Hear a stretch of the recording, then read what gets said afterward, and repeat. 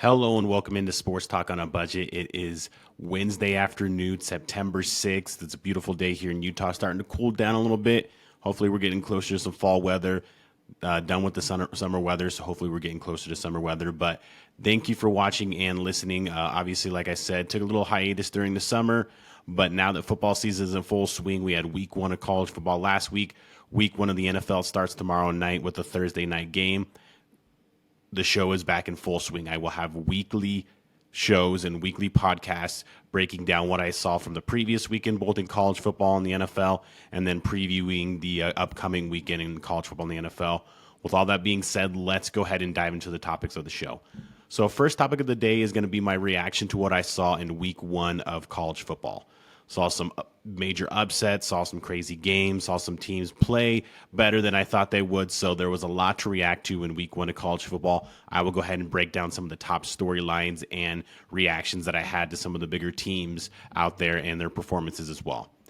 Then after that, I'm going to go ahead and get into my ultimate NFL preview. We'll go ahead and start off with my division picks. I'll start in the AFC, then move to the NFC, pick each division. Then I'll give you my final four picks, teams I think are going to be playing on championship weekend, give you my Super Bowl picks, and then who I think is going to ultimately win the Super Bowl as well.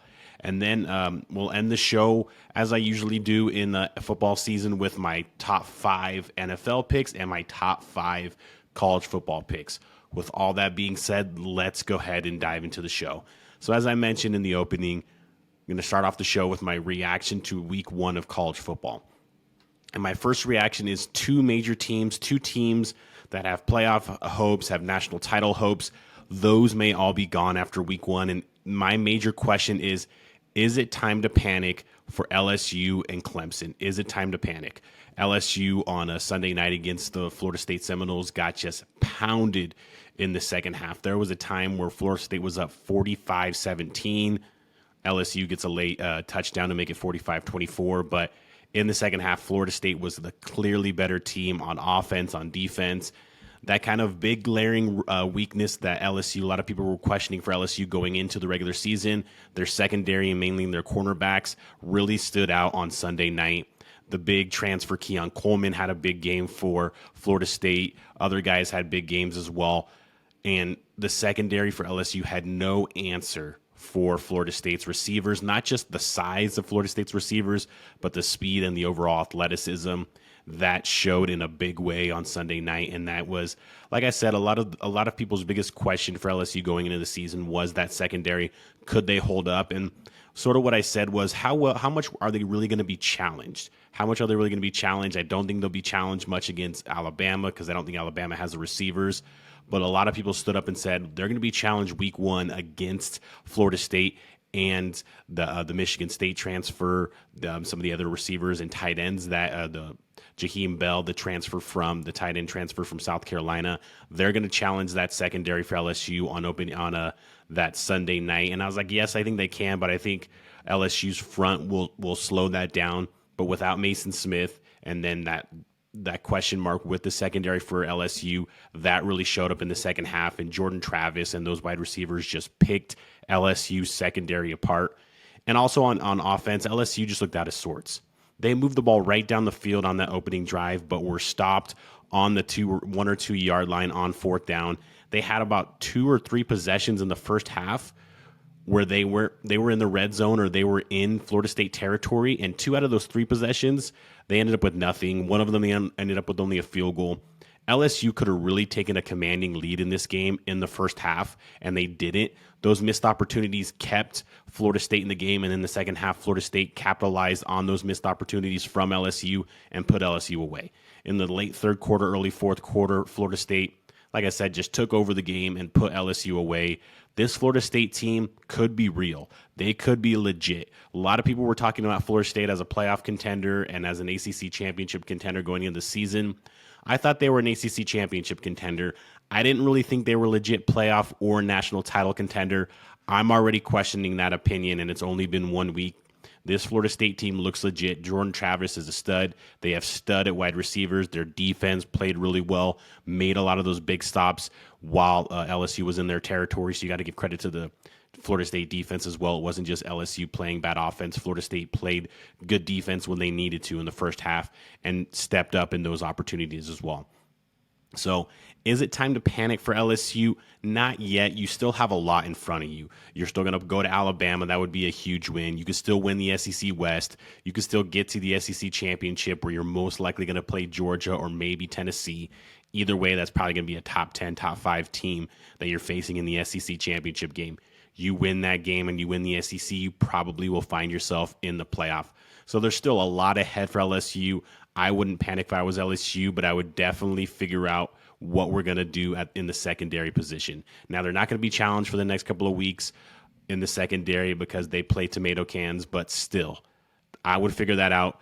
Alabama might not challenge you, but A&M's got some good wide receivers that could challenge you. Mississippi State's got some players that could challenge you. Tennessee could definitely challenge you in that secondary. And if LSU doesn't fix that issue, it could be a long season, and a lot of their expectations and goals they had going into the season will not be met.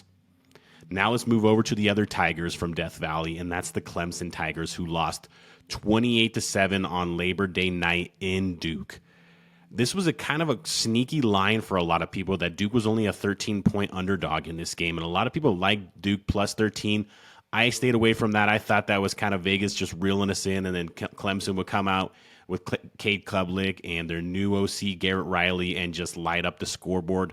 Man, was I wrong, and man, should I have taken the bait. Money line Duke would have been amazing in this game, but Clemson, it was the same story on offense. They had no real rhythm. Cade Klubnik, I don't know if it's more on him or if it's more on the scheme or if it's more on the personnel, but they looked out of sorts the whole night. Yes, they had turnovers, but Duke was the better team on the field that night. That's why they won 28-7.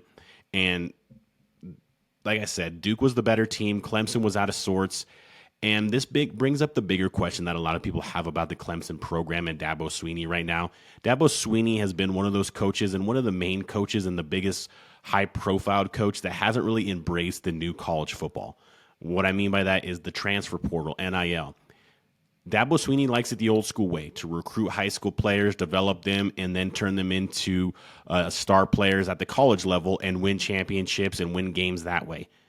That's not working anymore. That is just not working. Look what Colorado did on Saturday with 68 transfer players or some crazy number like that. Look what Florida State did on Sunday night with a ton of transfer players. Keon Coleman, Jaheim Bell, the tight end. Look what USC did last year, bringing in a ton of transfers. Turn their program around in one season with the transfer portal. And you're Dabo Swinney and Clemson, you don't have to be Colorado and get all those transfers, or USC last year and get 30 transfers or 20-something transfers. You can be like an Alabama, like a Georgia does, like an Ohio State or Michigan does. Pick and choose 4 or 5 transfers to bolster your roster, to give yourself more depth, to give you a better overall team. You're Clemson. You can have the pick of the litter. You're the second best program over the last decade, maybe the third now with Georgia coming on and winning the last 2 national championships. But you're at the worst, the third best program over the last decade. You could have your pick of the litter when it comes to the transfer portal, and Dabo Swinney just doesn't want to adjust, doesn't want to adapt. If he doesn't adjust and adapt to the transfer portal and NIL, he is going to be left behind. There's no reason that Clemson, I don't care who's on their team, they had like 30 plus 4 and 5 stars on their team. Duke had 2. There is no reason you should lose to Duke 28-7. You shouldn't lose to Duke, period, but let alone 28-7.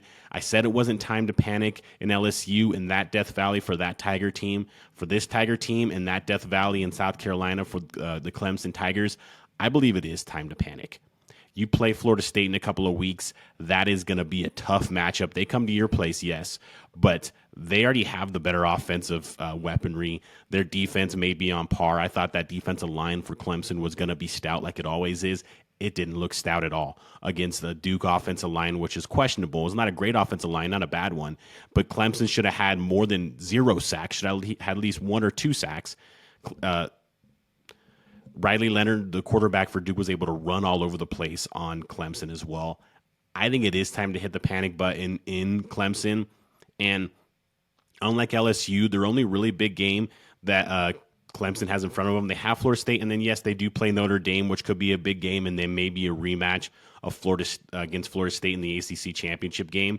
but I don't know if that's even on the table right now from what I saw last night. You're already 0-1 in the conference. You're probably going to be 0-2. I don't see them beating Florida State in a couple weeks in week 4, and then NC State game gets tougher. Some of the other games get tougher. The North Carolina looked great on Saturday night against South Carolina. So I think it is time to hit the panic button if you're Dabo Swinney and Clemson. He needs to adapt or get out because the game is passing Clemson by, and it doesn't matter if you hire one of the best offensive coordinators in college football if you don't have the personnel to really make a difference there. And then obviously the huge storyline that came from this weekend in college football was Colorado. Colorado looked unbelievable, especially on the offensive side against TCU. Now, I don't know if TCU was the 17th best team in the country, and I don't believe that they were, but still, that's still a roster with very good players that uses the transfer portal well with very good players. Still, Sonny Dykes is a very good coach. Yes, it's not the roster that played in the national championship last year, but it's still an above-average roster and a team that no one expected Colorado to go in there and push them around on the offensive side. Shadur Sanders, 510 yards, 4 touchdowns. He was absolutely magical in that game. Travis Hunter played over 140, maybe over 150 snaps, had 100-plus receiving yards and 10-plus receptions, had that unbelievable interception on the goal line that really kind of was a big difference in the game.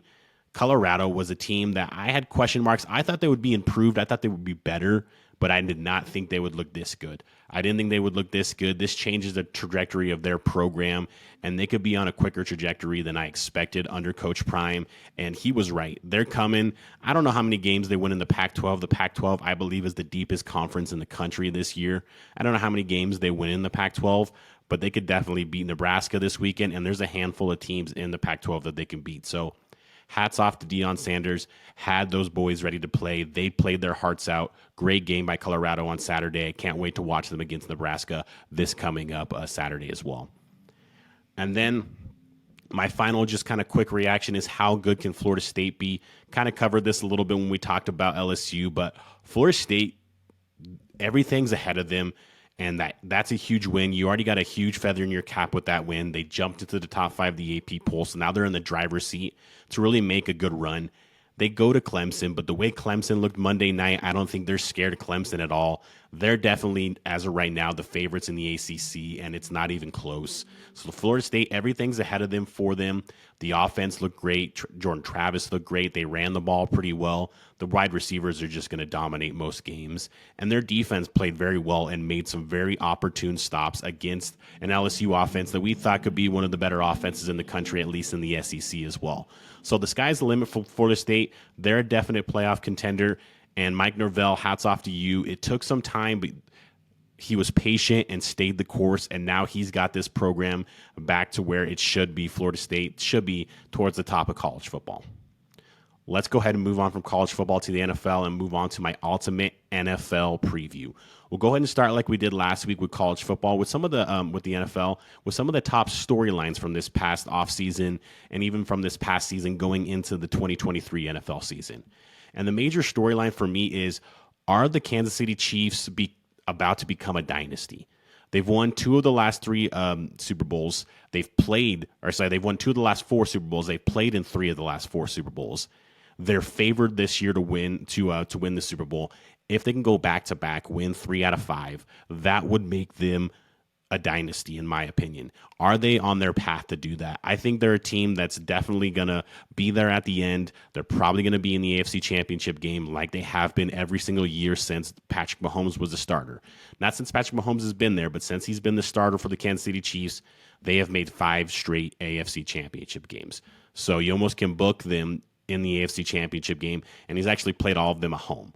So you can almost book the AFC Championship game at Arrowhead before the season. That's how good the Chiefs have been under Patrick Mahomes with Andy Reid.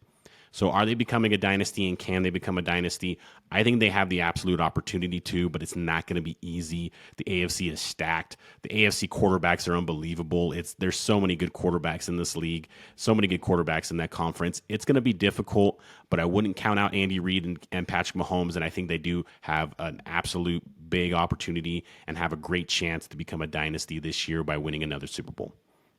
And then one of the biggest storylines of the entire of the entire offseason and maybe the biggest storyline of the entire offseason was Aaron Rodgers going to the Jets. And are the Jets for real? I have my doubts. My biggest doubt is on that offensive line. That offensive line is not good, and Aaron Rodgers is not 25 anymore. He's 39. Actually, I believe he's going to be 40, or he is 40. So he's not as mobile and he's not as nimble as he used to be, and he doesn't want to get hit. And he's one of those quarterbacks where he starts getting hit. Most quarterbacks are actually like this, to be honest. It starts to really affect his game. He starts to kind of speed up the throws, give up on plays more, throw the ball out of bounds, maybe take more checkdowns. That could really affect this Jets offense. And my question mark at the running back, I think the Dalvin Cook pickup was huge. What's the status of Breece Hall? Is he going to play early on in the season, or is it we're going to have to wait till like week 4 or 6? And outside of Garrett Wilson, how good is that receiving core? Allen Lazard was a decent receiver in Green Bay, but he's nobody that any defense is going to be afraid of. Who else you got? Mecole Hardman is a guy who finds himself on the injured list a lot more than he finds himself on the field, it seems to be. So how good is this receiving core, and are they going to be that much better? Obviously, it's a major upgrade from Zach Wilson to Aaron Rodgers, but are they going to be that much better? And then this defense, everybody thinks this is the 85 Bears defense. This is a very good defense. I'm not saying that it's not, but they play in probably the toughest division in the NFL in the AFC East. It's going to be a dogfight basically every division game. And can their offensive line hold up? Can their defense get the requisite stops that they need to get the ball back to Aaron Rodgers in some of those division games and conference games? I have a lot of question marks about the Jets. I believe it's a little bit more hype over reality when it comes to the Jets. And I'll get into that a little bit more when I make my division picks, but I'm not really drinking the Kool-Aid as of yet. And then finally, another big question mark is, can Sean Payton, one of the best coaches and one of the best offensive minds in the entire NFL and maybe in NFL history when it comes to the offensive minds, can he turn Russell Wilson and the Denver Broncos around? That's going to be a big question mark all year. A lot of people thought it was all Nathaniel Hackett last year. I like to think it was about 60-40 Nathaniel Hackett, Russell Wilson. I really saw Russell Wilson regress. He actually regressed his last season in Seattle as well, which a lot of people don't like to touch on and talk about. I don't know if he can get back to that elite status or top 10 quarterback status. And they've had a lot of injuries. Jerry Jeudy's hurt. They lost Tim Patrick for the entire year. We still don't know when Javonte Williams is going to be back and healthy. There's a lot of question marks when it comes to this Denver Broncos team, and I just don't know if Sean Payton's going to be able to turn it around right away. And if he is going to turn it around right away, he's going to need the resurgence of Russell Wilson, and I just don't know if that's in the cards anymore for Russell Wilson. So that is another big question mark for me. But let's go ahead and get into my division picks. We'll go ahead and start in the AFC, and I'll start in the AFC West. This, to me, is the Chiefs. It's the Chiefs until someone takes it away from them. To me, that's an easy one. The Chargers have an opportunity. Maybe the Broncos, maybe Sean Payton does turn it around. But I'm not taking anybody in that division other than the Chiefs until someone takes it from him. So go ahead and give me the Chiefs in the AFC West. We'll go to the AFC North, and they're not as dominant as the Chiefs in the AFC West, but the Bengals are starting to put together a run, and I think the Bengals win the AFC North again. Joe Burrow, Jamar Chase, T. Higgins, we all know the cast of characters that they have. They're going to be stout on defense, on offense. Getting Orlando Brown at left tackle is a huge pickup to help protect Joe Burrow. That's kind of been the weakest link of this team for the last couple of years, is that offensive line. I like the Bengals to win the AFC North. The AFC South, I like the Jacksonville Jaguars. The Jacksonville Jaguars are a sneaky team to maybe get the number 1 seed in the AFC just because of how bad this division is. You have 2 rookie quarterbacks starting in Anthony Richardson in Indianapolis and C.J. Stroud in Houston. And then we don't even know what's going on in Tennessee. It's going to be Ryan Tannehill, but how quick's that leash to Malik Willis or to Will Levis? What does he really have to throw to? How much left in the tank does Derrick Henry have? A lot of question marks in Tennessee. I think the Jaguars have a chance to run away with this division, so give me the Jags in the AFC South. And then to round out the AFC, we have the AFC East. I'm going to go ahead and go with the Buffalo Bills. Even though I think this is the toughest division in football, I still like the Bills. You still have Josh Allen, one of the best quarterbacks in the league. Stephon Diggs, one of the best running backs in the league, or wide receivers in the league. They're going to be stout on defense, especially that front. I think they're just a notch better than teams like the Dolphins or the Patriots or the Jets. They're just a notch better. I don't really buy them as a top end Super Bowl contender, but as far as winning the AFC East, I think they will win the AFC East. My 3 wild card teams are going to go to the West. I have the Chargers making the wild card. I have the Dolphins making the wild card out of the AFC East. And then you can call me a homer. I don't really care. I'm going to go ahead and roll with the Patriots as a third and final wild card team. I think they won 8 games last year and should have been 9, but the worst play in football happened to them against the Raiders. They won 8 games last year and were a worst play in football away from making the playoffs. And they had the worst offensive coaching in the league last year. It wasn't even close. Matt Patricia should never have been hired as the offensive coordinator. You bring in Bill O'Brien, who's coached offense, has been successful in New England, in Houston at coaching offense. He's going to change the fortunes right away. I like the addition of Juju Smith-Schuster. I actually like the addition of Ezekiel Elliott to kind of take a little bit of the load off of Ramondre Stevenson. But Ramondre Stevenson is turning into a bona fide star. You know they're going to be good on defense. And I think Mac Jones gets back to what he looked like as a rookie when he led them to the playoffs with a lot of the same roster. And then, of course, you can never count out Bill Belichick. So I'm going to roll with the Patriots. And like I said, you can call me a homer if you want as my the third and final wild card and the 7th and final playoff team in the AFC. We'll go ahead and move to the NFC, and I'm going to move to the West as well. And this is a close one, actually for me. I'm going to roll with the 49ers, but the Seahawks are a team. They've drafted really well. They've developed well. Geno Smith played really well. They're a team I think is going to really compete in this division, and it's not going to be a runaway for the Niners. I think the Seahawks will really give the Niners a run for their money. We'll move to the NFC North, and I'm buying the Lions hype. I am buying the Lions hype. I love what they have. Their offensive line is going to be probably the top 2 or 3 offensive line in the league.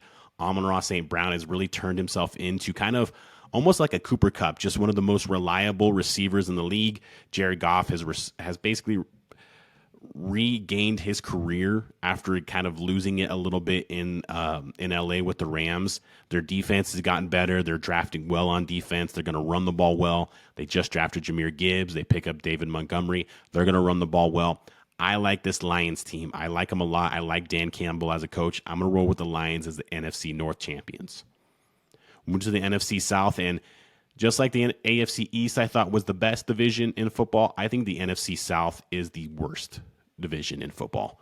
And I'm going to go with the best quarterback and the best weapons, and that's going to be the Saints with Derek Carr and Chris Olave, Michael Thomas coming back. Kamara's only going to miss the first 3 games, which was a big win for the Saints. I thought it was going to be 6 to 8 games that Kamara would be suspended. It only is 3, so that's a big win for the Saints. I think the Saints and their defense is still going to be great. I think they're the best all-around team. Watch out for the Falcons to make a run in this division, and we'll see what happens with Bryce Young and the Panthers. But I like the Saints in the NFC South. And then to round out the divisions in the NFC, move to the NFC East, and I think this is a 2-horse race in the NFC East between the Eagles and the Cowboys. I'm going to roll with the Eagles to win the division because I think they're just a more complete team, and I trust Jalen Hurts more than I trust Dak Prescott, but it's going to be close. So give me the Eagles in the NFC East.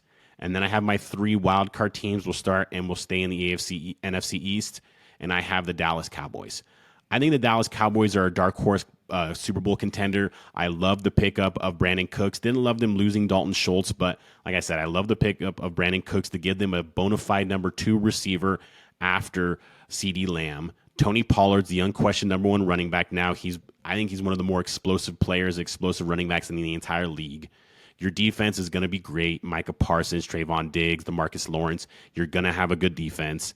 They signed Travis Frederick and got him back in the building, so now you solidify your offensive line. I think this Cowboys team is, like I said, is a dark horse Super Bowl contender, so they're going to be my first wild card team. My second one is going to be the Seattle Seahawks. This Seattle Seahawks team is going to be a dark horse team as well. If Geno Smith can play anywhere near or even better than he did last year, drafting Jackson Smith and Jigba, Kenneth Walker in his second season, Zach Charbonnet, the rookie out of UCLA, will be a kind of a good 1-2 punch there. And they're getting better on defense as well. So the Seattle Seahawks will be my second wild card team. And my third wild card team, I'm going to roll with the Minnesota Vikings. Yes, a lot of people are bringing up that they won basically all their games last year by 1 possession, and it usually flips the next year. But I still think Kirk Cousins is an above-average quarterback. You have maybe the best player in the entire league at wide receiver in Justin Jefferson. I love the drafting of of Jordan Addison to kind of go behind Justin Jefferson there. TJ Hawkinson's going to be a stud at tight end. Does their defense get better? I love the hiring of Brian Flores as the defensive coordinator. Can he get their defense to play better? Because that was the Achilles heel last year for this Minnesota Vikings team. If their defense is improved, this team can definitely make a wild card and even challenge, obviously, in the division against the Lions as well. So those are my division picks and my wild card picks. Let's go ahead and go to my final four, my championship weekend picks. So in the AFC, I have a rematch, and actually this is going to be the third time around in the AFC. I have the Bengals playing the Chiefs, but this year, just like 2 years ago, I'm going to roll with the Bengals beating the Chiefs and getting to the Super Bowl. And in the NFC, I have an NFC matchup in the NFC Championship game, and that is the Philadelphia Eagles versus the Dallas Cowboys, getting back to the NFC Championship game for the first time in almost, 20, 25 years. The Dallas Cowboys and the Eagles will play in the NFC Championship game, and I have the Eagles winning that game. So my Super Bowl is the Bengals versus the Eagles, and I'm rolling with the Bengals. I'm rolling with Joe Burrow. I'm rolling with that improved offensive line with the addition of Orlando Brown. I'm rolling with the additions they made on defense. I think they'll be better. And the best wide receiver core in the league with Jamar Chase, T. Higgins, and Tyler Boyd. Joe Mixon is still a good running back. They have other weapons as well, but I'm rolling with the Bengals. They're a team that I think could have won the Super Bowl the last 2 years if they had a better offensive line. I think they finally do have a better offensive line with the addition of Orlando Brown, and that's the difference for this team. They win the Super Bowl. So my 2023 Super Bowl champions is going to be the Cincinnati Bengals. They're going to get their first Super Bowl victory in franchise history. With all that being said, let's go ahead and finish off the show with my Week 1 NFL picks and my Week 2 college football picks. Week 1 NFL picks, we'll start off with the Thursday night game tomorrow night, and that is the Lions at the Chiefs. And the Chiefs are currently a 4.5-point favorite in this game. Now, Travis Kelce is questionable. If Travis Kelce does not play, not only is the line going to cut in half, that's going to be huge, and I would favor the Lions there. But I really feel that Travis Kelce is going to play.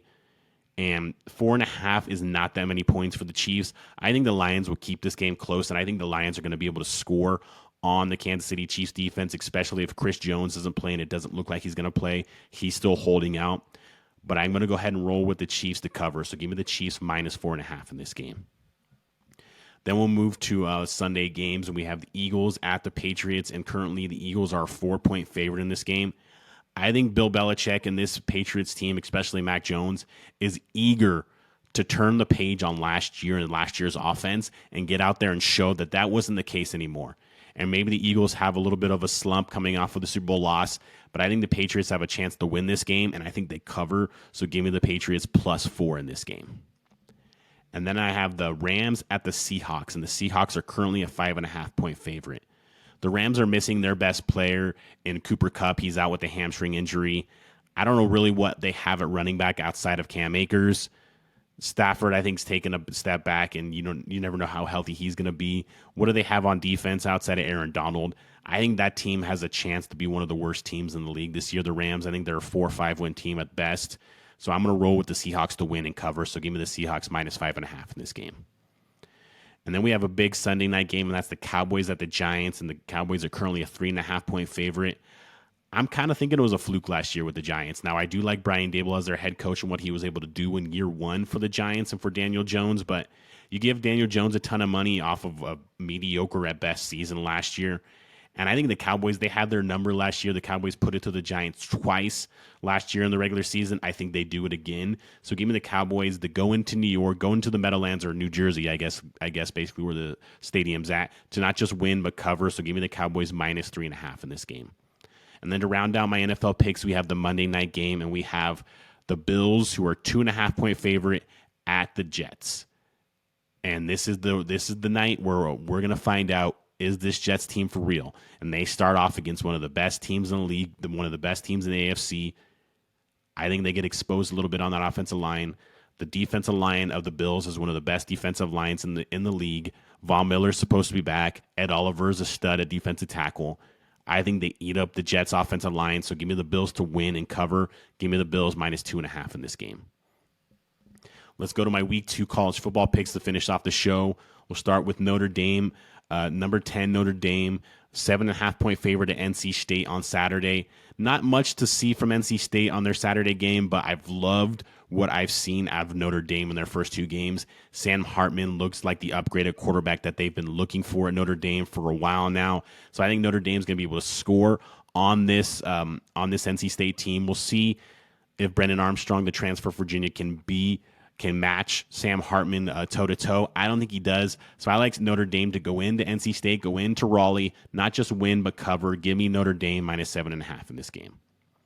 And then big noon Saturday again. Now they're back. Now they're in Boulder. Now they're in Colorado's home. And we have Nebraska at number 22 Colorado. And Colorado is currently a 3-point favorite in this game. No, I think Nebraska is going to be able to run on Colorado. Colorado's defensive front they're okay, but they're just thin. They're very thin on their defensive front. So I think this Nebraska offense with Jeff Sims at quarterback, they're going to be able to run and control some of the clock on offense, but I just don't think they're going to be able to score with Shedeur Sanders and that Colorado offense. You're only giving me 3 points here. That's not a lot to cover. So I like Colorado to win and cover. So give me Colorado minus 3 in this game. And then we'll go ahead and move to an underrated game that maybe not a lot of people are talking about down in the South, and that is number 20 Ole Miss, who is currently a 7.5-point favorite in this game at number 24 Tulane. And Michael Pratt is one of the more underrated quarterbacks in the entire country, the quarterback for Tulane. I think Tulane, I don't know if they win the game, but I think they can cover. Jackson Dart looked awesome last week for Ole Miss, but they only played Mercer, so I don't know how much stock you can put in that game. But I think Tulane covers. I think Ole Miss wins the game, but give me Tulane plus 7.5 to cover this game at home in New Orleans. I think Tulane can cover this spread. And then we have number 23 Texas A&M at Miami. And Texas A&M is currently a 4.5-point favorite in this game. I just don't know about Texas A&M. They looked great last week. They played a tomato can. They played nobody, but still, they looked good last week. They looked improved on offense. They looked like Bobby Petrino has put his stamp on this offensive team, on this offensive unit, and they could be better. Connor Wegman looked really good last week, but so did Miami. Miami played Miami of Ohio. They looked good. Tyler Van Dyke looked improved. I think Miami keeps this game close, and I think they cover. So I'm going to roll with Miami plus 4.5 at home to cover this game. Maybe not win, but at least cover the game. And then we'll finish off with the game of the weekend, and that is number 11 Texas at number 3 Alabama. And Alabama is currently a 7-point favorite in this game. Now, Texas looked lethargic. They looked out of sorts on offense. A lot of people are saying that they were kind of looking ahead to Alabama, that Sarkisian was keeping some of the things that they wanted to do with that stout receiving core kind of close to the vest a little bit. I don't know if that's the case, but I think they'll be able to kind of move the ball a little bit on Alabama. The question is, can this Texas offensive line, which is supposed to be improved, hold up against that Alabama defensive front? And I'm not sure if that's the case, but I don't know how much Alabama is going to really threaten on offense. They looked good last week, but they played nobody last week. They played a tomato can. I don't know how much Alabama's offense we're going to see. Jalen Milroe played pretty well last week. Other guys got in as well. Ty Simpson got in as well. So I think this is going to be a lower scoring game than a lot of people are expecting. And I think because of that, Texas keeps it close enough to cover. So give me Texas plus 7 in this game. Not to win. I think Alabama wins the game, but give me Texas plus 7 to cover. With all that being said, thank you for listening and watching the show. This is Sports Talk on a Budget. Like I said, now that football season is here, every single week I'll have a show. Thank you again for watching and listening.